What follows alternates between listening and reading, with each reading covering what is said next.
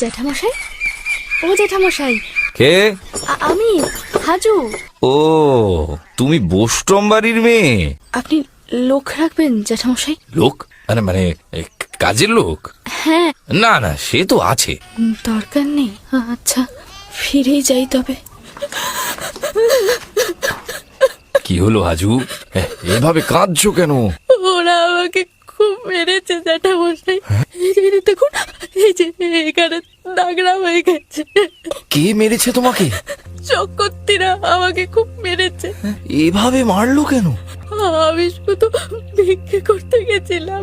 আচ্ছা, আমি দেখছি, তুমি এখন বাড়ি যাও। জ্যাঠামশাই, ও জ্যাঠামশাই, কে? আমি হাজু। আসুন না আমার ঘরে। না না না, এখন আর সময় নেই, বুঝলে। আসুন না একবার। চলো তাহলে। এটা আমার ঘর। কেমন দেখছেন জ্যাঠামশাই? ভালোই। আমার মায়ের জন্য 5টা টাকা আর একখানা শাড়ি যদি দিই, আপনি পাঠিয়ে দিতে পারবেন? দাও। মাঝে মাঝে টাকা পাঠাই, কে জানে মা পায় কিনা। টাকা কে দিয়ে আসে? মধু চক্রবর্তী, গোবিন্দ জ্যাঠা। তারিণী আর কিছুই বলল না। যে মধু চক্রবর্তী হাজুকে চোরের মার মেরেছিল, সে নিজেই আজ হাজুর পাঠানো টাকা হাজুর মাকে না দিয়ে নিজের কাছেই রেখে দিয়েছে।